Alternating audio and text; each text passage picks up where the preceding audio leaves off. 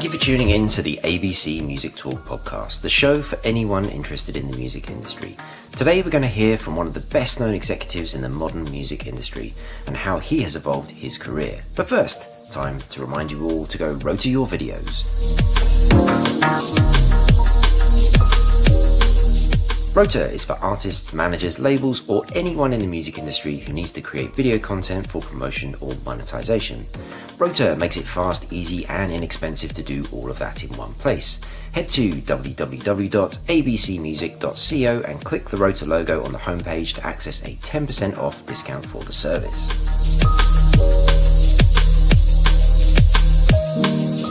Welcome to the show, CEO of Merlin, Jeremy Sirota. Hi, Alex. Thanks for having me. I'm really pleased to be here today, and especially on this topic. All right, and so listeners, I'm going to make an admission at the beginning of this podcast. This is the second time I've asked Jeremy to do this because I'm afraid I messed up the audio last time around. So that, if you want to know what type of guy this is who you're dealing with, somebody who will take the time to talk to me a second time. So Jeremy, I really do truly appreciate you doing this for the podcast. I think this is an important one that we need to have out there. Yeah, go on. Can I tell you, which is one of the themes that we will hit on is perseverance, which is a large component of a career trajectory and how you find success. So we'll weave in some stories about that. But no, I'm happy to do it. For those, by the way, who don't know what Merlin is, we are the Independent Digital Music Licensing Partner. We will get to that somewhere in this podcast, but happy to be here again with you, Alex. Yeah, thank you, man. I really appreciate it. So the path that you've been on in recent years, I think, has been very influential to the music industry, but also inspirational to people like myself. You know, I saw you go from when we first met as a straight-up lawyer, you know, working at a record company, to later at Facebook, where we were doing some really interesting, innovative stuff with those guys. And then, of course, you know, you're now leading the charge over at Merlin, which is really fascinating. So that's what we're going to focus on, and thank you for giving the lowdown on what Merlin is. That's not always obvious if you're not necessarily in that space, so appreciate that. But where did it all start? Like, I think we need to kind of like go all the way back to the beginning, because as I've just sort of very briefly outlined there, you've made a couple of like fairly significant changes to your career direction. So I mean, has that always been the case? Have you jumped around a lot, or has this been sort of the grand plan that you've just been sort of executing as you've been going through? Both. Good. is the short answer. The longer answer is that, someone once asked me what's your favorite job? What have you enjoyed the most? And I gave an answer that was completely honest, but, especially for folks who may be early in the career, may not make as much sense, which is every job I've had at each component or each stage of my life has been my favorite job. And the reason why is each one has been sort of a component of like what I've wanted to learn, the ways I've wanted to grow. And so let me give a little bit more context to what you mentioned, which is, so my career trajectory was 5 years at a large global law firm where I was a technology lawyer focused primarily on the intersection of content and technology. I did that with a lot of software companies, early SaaS companies, a lot of content companies working in the digital space, which back then was still very nascent. And then one of our clients was Warner Music Group, who had an opportunity to do, I was trying to think of numbers, probably almost 200 deals or different matters. Not every one of them was a licensing deal. On their behalf, and I worked with their technology teams, I worked with their IT teams, and I worked with their biz dev team as well. And I then went to Warner Music Group, where I was there for 9 years. And it was, so we can get into that, but an evolution of my role there. And then I joined the Facebook music team. I was the fifth person to join that team. And I was there for 2 years. And if this opportunity with Merlin hadn't come along, I probably would have still been there because it was a really great experience, great people to work with. But each one of those elements of my career, to come back to your question, really was so critical about where I was sort of at that time in my life and what I was able to learn from those experiences, the people around me that I was able to just gain a variety of experiences.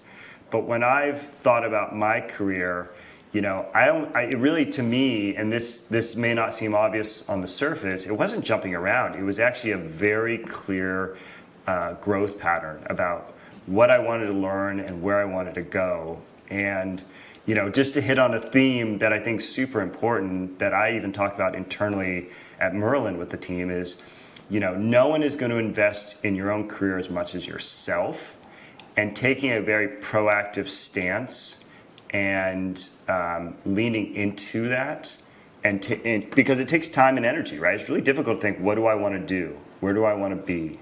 What does my life look like? What does my day-to-day look like? Who am I working with? Right? All those are really hard questions.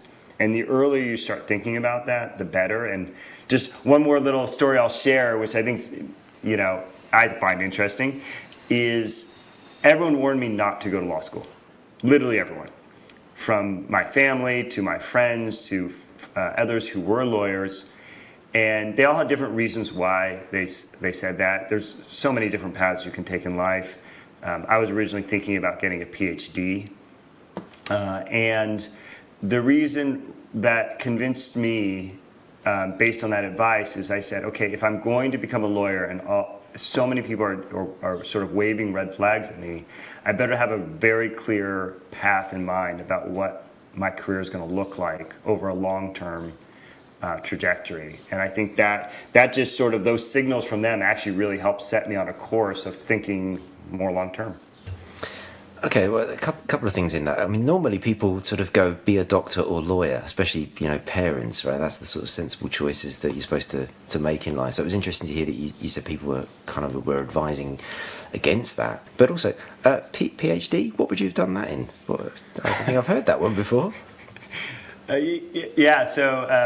I went to Berkeley undergrad, and funny enough, I actually started off pre-med, which, after 1 year of that, I was quickly disabused of any desire to enter the medical profession, not because I have anything against it, actually my sister's in it, but simply because it just was not a fit for me and my personality. And then I was going to be a rhetoric major, which is similar to sort of a philosophy major. And then what actually disabused me of that is you actually have to take a language to get that degree, and I'm just atrocious with languages. Math, science, logic, they all compute in my head. There's just something about languages that just doesn't compute. And it goes back to, honestly, when I was 5 years old, right? Which is when you're most receptive of learning languages. And so then I decided, okay, I can't become a rhetoric major. And then I focused on political science and international relations, which I really loved. I did a lot of work. I ended up taking graduate level classes at Berkeley, and I ended up writing a thesis, focused on the World Bank and the paradigms of development structures. And I really enjoyed it. I loved the research, the deep concentration it required. And so I thought it would be really interesting to dive deeper into that. And then I thought about the reality of it's anywhere from 7 to 11 years to get your PhD. Oh, wow. And so I took a very different course. Yeah, for sure. Well, and also you mentioned the Warner gig is not just you being a lawyer at Warner. I mean, what happened there? I mean, you've moved through a few different sort of departments. Yeah, so I felt very lucky to join Warner when I did, and the division I entered. I was hired into a business and legal affairs department that's for an entity called WIA, which at the time, it's evolved since I've left, but it was the Artists and Label Services division. What does WIA stand for? Oh, yeah, thank you. That's a good one. It stands for Warner Electra Atlantic, which when it was first, this division was first created by a gentleman named Jack Holtzman, who's just a legend. He's the founder of Elektra Records. I had the privilege of working with him a number of times at Warner. If you don't know him, you should look him up and his career, which is incredible. So that's WIA, and it was intended as sort of a centralized shared services on behalf of the internal labels and other divisions at Warner. And so for me, that was a bit of a natural sort of transition. Being a lawyer is very much a service organization as well.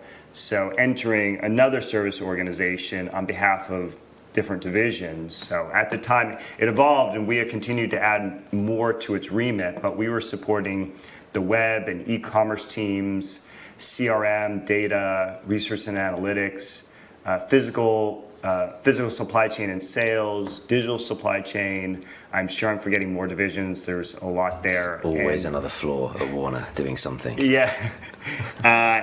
Merch. I told you I'm going to forget a couple divisions there, but it was wide licensing. Gosh, it was really wide ranging. Trademarks? No, I mean, we just should stop, shouldn't we? Yeah. But that's what was exciting to me is I had this opportunity to delve into so many different areas of the company and help support them. And as what I started off was in-house counsel to these departments. They needed more than just a lawyer. They need someone really to help them also strategically and commercially, which was what was exciting to me about the role. And so I was at Warner's for 9 years, and I supported WEA that entire time. I ended up running that division at WEA. And then I just started layering on more. And, part of it is just that's my nature. I very much like to, dive into areas where I have sort of some expertise, but there's a lot of a learning curve involved. So I started doing more in the M&A space. I started doing more with equity deals on behalf of different divisions. I started supporting ADA and working with them. And so I just had this unique opportunity to work in such a large number of different areas, and sometimes as a lawyer, but by the end, primarily sort of as a business sponsor, and just more on the strategy side. And to me, that was just exciting. And so that was a good 9 years, and just so many varieties of experiences. But once again, going back to a theme I mentioned earlier, they all came about because either A, I just took that proactive investment in my future, or B, I just had the support of really good people around me who sort of mentored, encouraged, and supported me. And I can attest to what you just described there. The listeners will know that I was the GM over at ADA Warner doing the level music products. And I'd never built what I was sort of calling consumer-facing tech at that time. And Jeremy quite rightly stopped me on a few occasions, just went, have you thought about this? There's some pretty significant copper fines that you might want to avoid by having parental approvals on the platform. So there were lots of things like that you did that a sort of fairly sort of typical stereotype of a lawyer is somebody who's quite dry and just does the contracts bit, but you absolutely sort of went, what are you building? Like, what is this? So how can I help? And we did some good stuff there, sort of paraphrase contracts for click through and things like that. So, and all of that, there's no way I would have been able to do it without having somebody like you in the team to help support that. And I know that was probably just a sort of an addition to your day to day, so I really appreciate you giving me all of that time. So I'm sure you didn't need to. So that's great. I really appreciate that, because I think there's. Like, I've typically moved around companies as I've gone through, whereas of course some people can find that good home in a larger organisation where they can kind of migrate and move. But it isn't just about sort of promotions and titles and things like that. As you said, you've got to invest in who you are so that you can actually be useful as you sort of get sort of older and wiser in the roles, or more useful to other departments. So thank you for describing that experience. Well, I love that you brought that up. Titles and promotions. I actually think that's a really important point. Let's just start off with the foundation, which is they're important, right? There's it's whether it's important about just sort of a marker of achievements, right? There's reasons why they give medals out, right? There's reasons why there's ranks in organizations. And it's great to focus on those and to have those as in your mind about achievements for yourself. But I think sometimes people get lost in why they matter. What matters is that you have opportunities for growth, you have opportunities for a variety of experiences, you have opportunities to take leadership roles, right, within, whether that's leading an initiative or taking a lead on a project or coming up with an idea around how to approach something new within an organization. And I think sometimes the sort of title and promotions, sort of become, almost the dominant thought process, as opposed to you're putting the cart before the horse. You should focus on all those areas because those are actually what lead to the titles and promotions, right?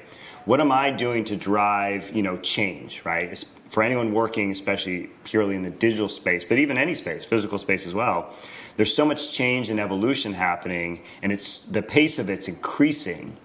And your ability to, be a change agent within an organization, and even just little small things can really make a difference. And those things can also exhibit what then leads to those promotions and titles. And I think sometimes people put, they put one before the other, and they need to focus on that first. And that's why I talk about investing in yourself and your growth, because that actually leads to the recognition, that actually leads to the promotions and titles. And so I always like to zero in on that one so people can sort of reset their thinking around it. Yeah, that's absolutely crucial. I absolutely agree with you. So yeah, focusing on what you're doing, guys, for sure. Facebook. So that was quite that was a surprise, I think, to a lot of people when you went there. I mean, how did that come about? Did you apply to a small ad in the back of a magazine? I mean, how did things like that happen? Yes, that's exactly how it happened. In fact, there was a classified. I'll step back and give the sort of the parable about this, or the axiom. I don't think this is a parable. The axiom about it, and then I can talk about how it actually happened, which is one of the lessons I actually learned from my mom, which I'll attribute to her, which is give like you have no expectation of return. And it's tough to do that sometimes, right? Especially when we have limited time in our days. Our days are getting more crowded. There's more people we're interacting with. Our ability to interact with more people is greater.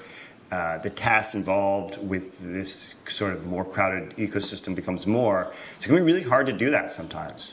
Right, so you have to be somewhat calculating about where you invest your time, but that thesis actually really pays dividends, because what it is you're making an active investment in other people. And so if we then take that and say, how did Facebook come about? So I was really humbled, by the way, to even be offered this, but Tamara Rivnak, who took over as head of music as Facebook and started this sort of journey of music experiences at Facebook and Instagram and the other platforms, she reached out to me.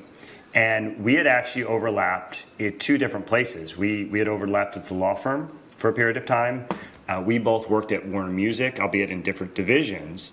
And when she had moved on from there to a different role, I just stayed in touch with her. And the reason I stayed in touch with her is not that I ever expected a job from her. I just thought she was extremely intelligent. She was unbelievably capable and strategic. And honestly, I enjoyed her perspective more than anything. And that's what I mean by investing in others like you expect nothing in return. I never expected that. And when she reached out to me, it was just a really unique opportunity. My background, we didn't focus too much on, but my original background was really in technology from an early age. My dad was an engineer. I used to pull apart computers, do these teardowns of like Apple IIe's and put them back together with him. I did programming for a long time as a kid. And that opportunity to then take all these experiences that I had with that intersection of content and technology, with what I now grown to love music and the music space, and being able to support, creatives, and then be able to go to such a massive platform like Facebook, technology company, but still sort of sitting at that crossroads was just such a unique opportunity. And they hadn't launched anything. They hadn't done anything yet. So being there in the early days and being able to work closely with product managers who were thinking through like what products and features they wanted to build around music and how to build them and how to relate and work with the industry. It was just such a unique opportunity that it was there was no saying no. one of the big takeaways there is obviously relationships, and being able to maintain those. It's something we've heard before on this podcast, and that is a fantastic example of it. And I really like the thing that was it you. Sorry, it was your mother that taught you that. Give like you expect nothing in return. That was an early lesson from her from my youth. And, listen, it was probably amplified. I also did Boy Scouts right. for my entire youth. Listen, me too, man. I'm an Eagle Scout, which I'm still quite proud of. It's a lot of investment to get there.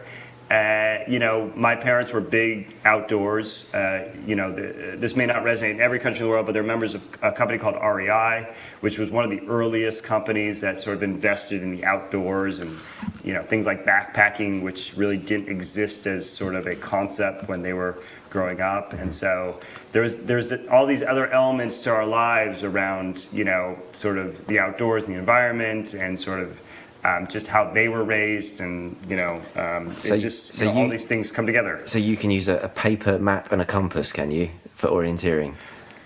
So I'm going to admit it's been a while. If I got dropped in the forest, I may struggle if my cell phone isn't working. Just like for anyone who's in technology or a programmer, the last language I programmed in was Pascal. Oh, wow. And that was in 1993. So don't have expectations that I'm some expert SQL coder here. That's excellent. Yeah, I mean, it's interesting to hear how you're doing that stuff with your dad. I mean, my dad brought home an old ZX81, which was, I think, one of the first sort of microcomputers. And, I remember copying the what they called the basic language out of books to create computer games, whilst all my mates were putting floppy disks in the machines and just watching them load up. I'd spend like 2 days like copying code into this thing. When I go home to my parents' house, my dad still has floppy disks in his office, his home office, even though he has absolutely no ability to read them, which is fantastic. Funny enough, I was just having an email exchange. Tandy Corporation, who launched the TRS-80, they launched it yesterday in 1977, and I was just having a nice exchange with a bunch of friends in tech who some of them were much older than me and remember it. I was barely born at that point, but it was really what started us down this path of where we are today in many ways. Yeah, amazing. That's excellent. Okay, so we've done Facebook. So Merlin, first CEO role. How did you feel about sort of taking on that type of ultimate responsibility for it? So the honest answer is a little terrified. There was probably three elements to that, which is, one, this is my first time as a CEO.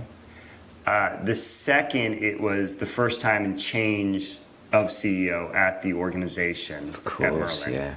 And then third is it's such an important organization on behalf of independents around the world, whether labels, distributors, and other rights holders, that, it really stuck in my head was, unless I would be able to contribute and really add value to what was such a foundationally strong and mission-driven organization, I couldn't step into the role.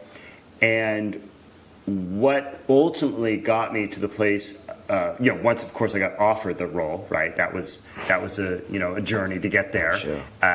And a good one, right? It's a good process to go through to make sure, once again, for every job, fit is so important, and fit goes both directions, right? You want it to be a good fit for the employee, and you want it to be a good fit for the company. And, by going through this process, one of the things that I found was that so many elements of what Merlin did are things that I've done in my career, whether it's around, membership, right, and working, and especially working with independents. I had done that to a large degree at ADA when I was at Warner, but then I really took it to the next level at Facebook in my role as global head of licensing for independents, where I was going from obviously North America, but then going to Europe and to Brazil and to Indonesia and to Egypt, and really going around the world to meet independents where they are, right, and to understand where they're coming from, and that sort of global purview and view I got, and the things I learned from from independents around the world, that gave me a huge comfort factor into stepping into this role. Being a lawyer, as you can imagine, so much of what we do is negotiate premium deals with digital partners on behalf of our members. And not only being a lawyer, but then, and having worked in technology, but also having done it on the Facebook side, negotiating from the perspective of a digital partner, and just having done this with so many partners and services, I think that gave me a comfort factor. So much of what we do is operational. And that was my role at WIA for 9 years, was on the operational side of the business. And when I looked at the different facets of my career, and I looked at what Merlin does and where I could drive value and help build what was such a strong organization, I thought I was capable of that, and that's what sort of got me feeling comfortable and less terrified about stepping into the role, and that I could do something of this nature. Awesome. And so was it something that you'd seen come up, or was it the type of role that you were thinking of, stepping out of what was probably quite a comfortable position at Facebook? Was it something you just saw, or was it something you were really sort of focused on?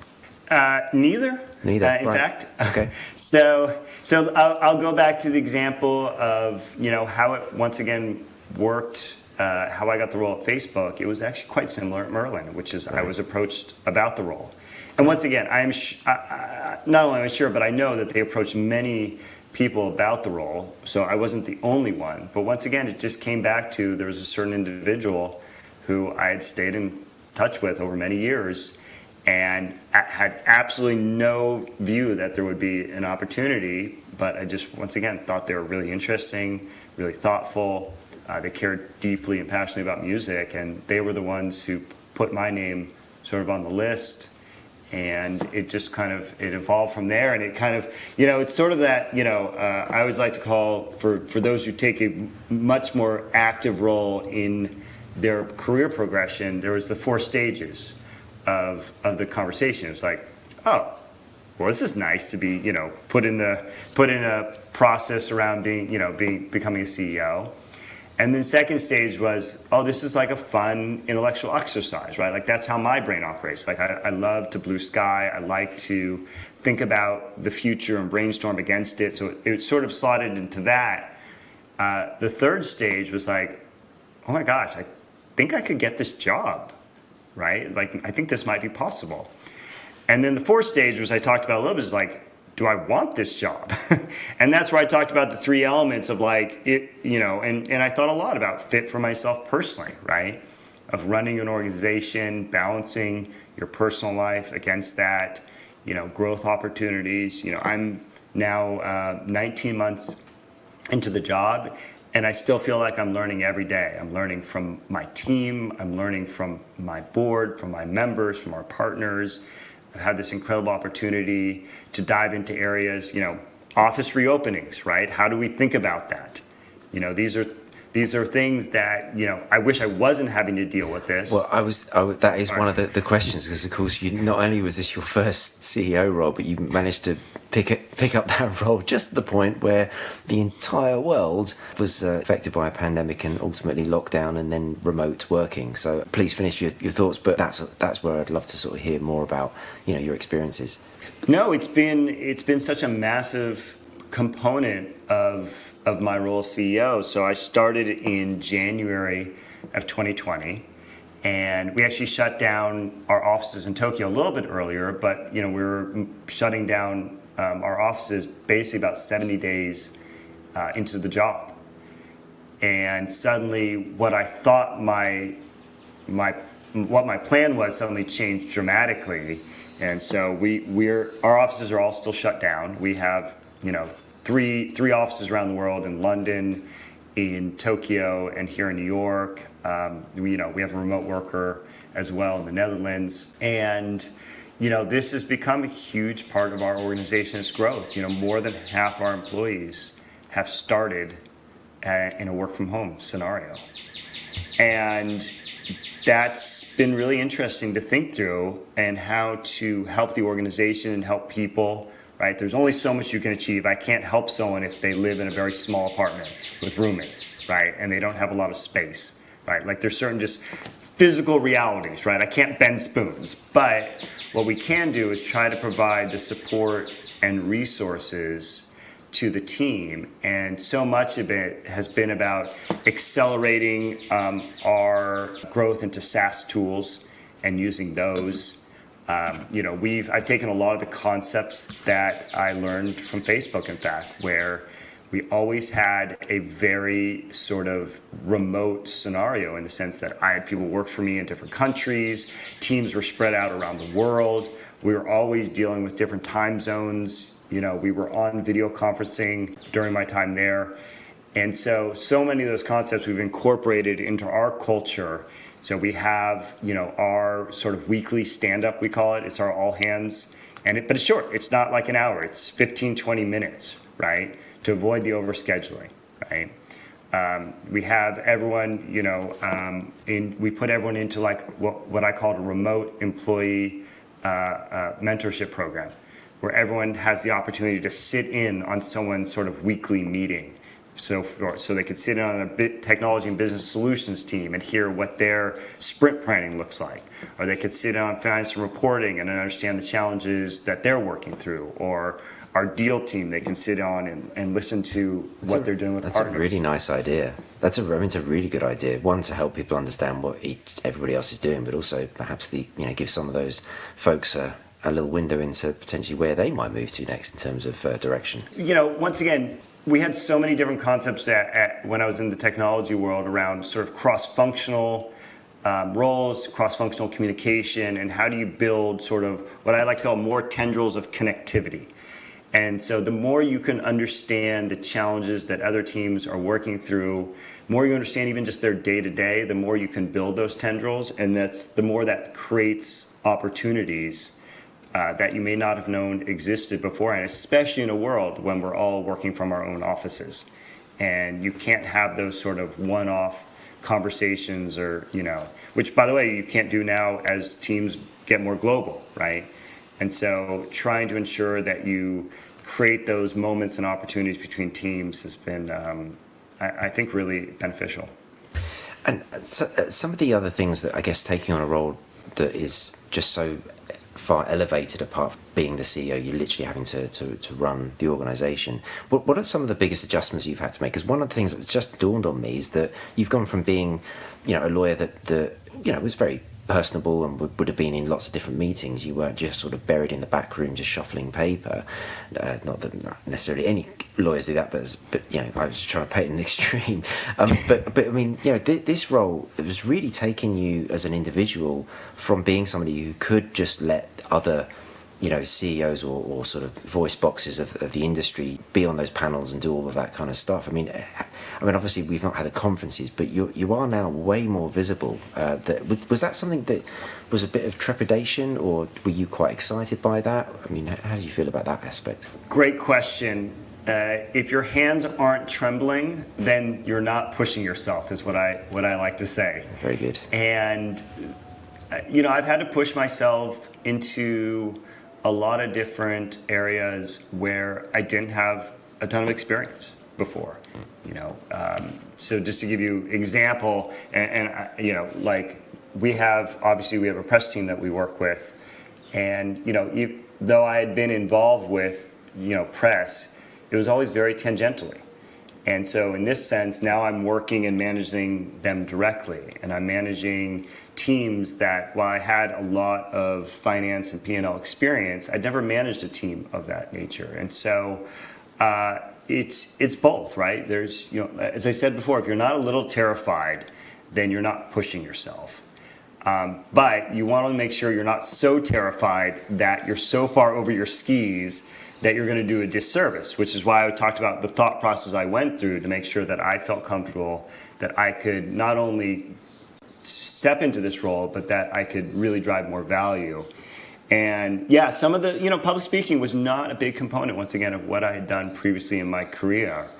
But what I did is I took steps to make sure that I could do this effectively, right? And for me, just to be transparent, I took media training, and I worked with an expert to help me about, I've always been and I've always enjoyed telling stories, It's a big component of what I just enjoy personally, but ensuring that, on even just something like this, there's so many different audiences that are probably listening to this. It could be people who aren't even in music, who may not know anything about the industry, or people who are artists, or people who are, then you have people with maybe 30 years experience in this industry. And so how do you make sure that you can speak in a voice to all those different audiences? So once again, for myself, I find that exciting. I love to just lean into different experiences and try to figure out how to thrive in them. And so that's, if we go back to the theme of this conversation, it's one of the most important components that your career and thinking about is like, what do you value, right? What matters to you? Where do you find your voice in a way that you can be your most real self? And this is where I kind of find I can be my most real self, is in situations like this. Very good, thank you very much. And so over your career, you must have had people that have, you've mentioned a few people already, but that have had a bit of an impact. They've given you some sort of wise words and some other things. And you obviously mentioned your mum, which well done. Were there any other mentors that you felt really sort of helped you, and any sort of specific examples of that? Yes. So in some ways, I feel like this is an award. It's like there's like at least like a dozen plus people I could mention. So please, if I don't mention your name here, don't be offended. You had a tremendous impact on my life. You know who you are. But maybe let me share one that I think would be most relevant here and helpful for an audience who's thinking about their careers, which is... So when I was at Warner Music, there was a gentleman named Matt Signori who ran WIA, which was that Artists and Labels Services division at Warner Music. And my boss at the time, who was running the Business and Legal Affairs department for that division, moved on to a different role. And I had been at the music company for less than 3 years, right? So if you think about where I came from, I was basically a technology lawyer for 5 years before that, and only 3 years experience at Warner's. And one of the things that to keep in mind, why, because I had a little bit of a non-traditional entry into music, right? I was not like a college DJ. I didn't manage bands. I wasn't working at like the House of Blues or a sort of a venue, right? I didn't have any of those sort of what you almost consider traditional entry points into how you might get into music. And so I share that by way of saying, when my boss stepped away and he recommended that I take over the division, that was like a huge leap of faith that he had to take on my behalf. And instill trust that I could manage this department. I could support all of the divisions at WIA. I think at that time there were almost 400 people working at WIA. There was at least 8 or 9 different departments who needed support from, a business and legal affairs department. And so what it started as was a leap of faith, and what it extended into was just investing in me. Right? So he brought me into the senior management team, right? From day one. It wasn't like, let's sort of slowly bring him in and see how he does. He brought me in. He always made time for me. And he was someone who just sort of invested in me. And those are the sorts of people that just also inspire you to want to do better, want to do more. And that's why I always go back to, taking that genuine interest in other people. And, once again, you need to be careful about how you invest your time, right? You never want to spread yourself too thin, right? Burnout is a real thing. Most people have probably felt it at some point in their career. You don't want to be taken advantage of, right? Because that's another real thing in this day and age. Well, maybe in every day and age. But that sort of investment in others, I've also received that from people like Matt and from others in my career, right? Whether it was Tamara bringing me into Facebook, my bosses at the time at Facebook, same thing, invested in me and made time for me. And so maybe I've just always been surrounded by that. and that's where my headspace comes from, whether from an early age or the people around me. But that was really just instrumental in some ways just giving me sort of also more faith in my evolution into the music industry, having come from a law firm before that. The way you talk about your career and yourself, it is clear that you've given everything a lot of thought, and you're quite self-aware, and you care about relationships as much as you care about not burning out yourself and not spreading yourself too thin and things like that. So I mean, what sort of drives you to be like that, to give it so much passion and thought, and not just sort of turn up 9 to 5, kick the can down the road and go home again? What sort of drives you to be this sort of tenacious individual? Oh boy, that is a deep question. Let me meander for a second, because I don't know if I've thought about this one for a minute, but I think there's probably two things that drive me a lot, which is one is just I'm naturally inquisitive, right? And in fact, if you have to think about, or if I have to stop for a second, think about one of the things I had to pivot around a little bit as I came into this role was, when I was at Facebook, I was working, in an environment where things were just changing, and you just constantly had to be adapting. And so all of us were just thinking out loud all the time. And I tend to think out loud. It's how I visualize. And you can't do that as CEO, right? That can actually, because that can create confusion, that can create uncertainty. There's a reason why a lot of CEOs are very consistent about messaging, is because they want to make sure people understand the goals and what matters, right? And so we actually went through an entire sort of goal setting exercise for our company, for each department, for each individual. And then we actually articulated the values of our organization, what matters. And we did it in a way that's the things that we should always be talking about. And so creating that consistent voice was really important. So that inquisitiveness has just always been a part of me. I love that. I love thinking through different scenarios. I love thinking about the future and what it's going to look like. So this maybe goes back to sort of my rhetoric days in college, right? I just love that sort of, working through the different angles. You can see how that could interplay as being a lawyer. And then the second element is just, I like to build things, right? And that can sort of showcase itself in many ways, right? It can showcase itself in building a larger organization. How can Merlin bring more value to our members, to our digital partnerships, right? To the digital ecosystem overall? You can think about that from a team. How can I empower people more, right? How can I inspire them? How can I create space for them to be more, or be their better selves, right? How can we create a better lane for independence in this future? So just that building is, I think, always been a part of my personality. So I guess inquisitiveness and building. Sorry, it took me, I had to meander to get to the answer because I wasn't ready for a deep question. A deep question about myself here. Yeah. But this goes back to, I guess, one of the themes I was talking about is like, it's like, oh God, this sounds so cliche, but like, know thyself. Like, what is it that you like to do? And how can you find a way to marry that up, whether it's in your professional or personal life? And that's just, no one's going to know that as well as yourself. And sometimes helping other people find that, just like people around me. You talked, going back to that mentor point, some of them just help me find myself. And I'll share, if you don't let me, going down one more lane here, I'll share one example. And this is from my former boss at WIA. And one of the things he did for me is he actually put me into these working committees where I had absolutely no experience in them, right? Some of them were about deep issues related to artist contracts.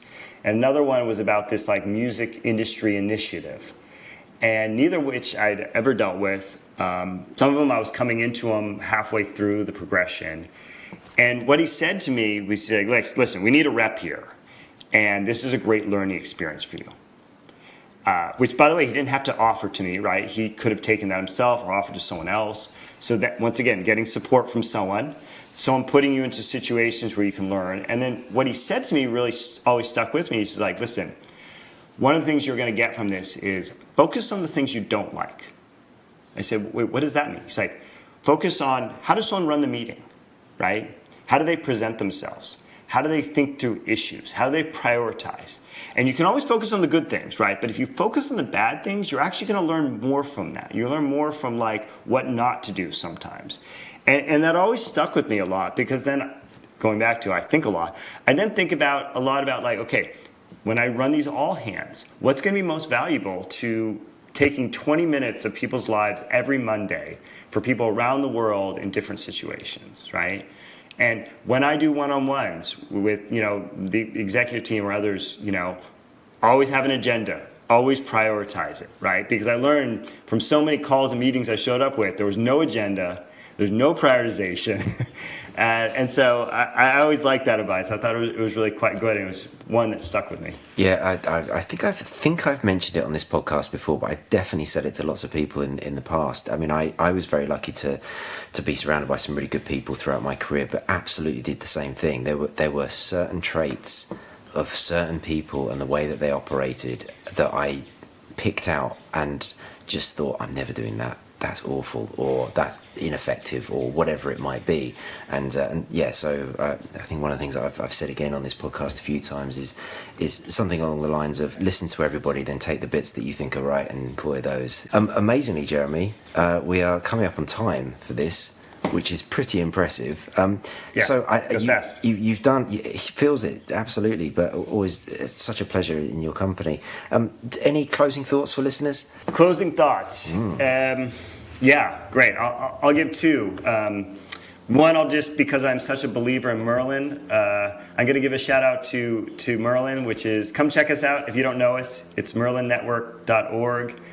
You can find us on all the socials at Merlin Network with 2 N's.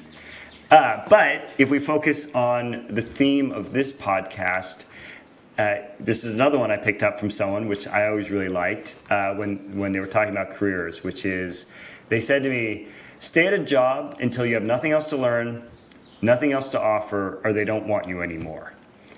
And I like that because I think it's really important in the sense that, one, you want to continue to be learning, right? Number 2, you want to be able to contribute and have impact. And number 3, you want to be at a place where there's a fit and you feel good about the people you're surrounded by. You feel there's a comfort level, but you're also being pushed along at the same time. And so that's if I had to sum up how to think about your career, that would be my summation of how to think about it. That is really neat. Thank you. That's excellent. Yes, I mean this. Hopefully, this podcast is transposed automatically by my host. But yes, that's some really important messaging in there, and I will put links to Merlin.org. I'll figure it out. MerlinNetwork.org. There you go. You got it. God, yeah, with 2 N's. That was it. That was what you said.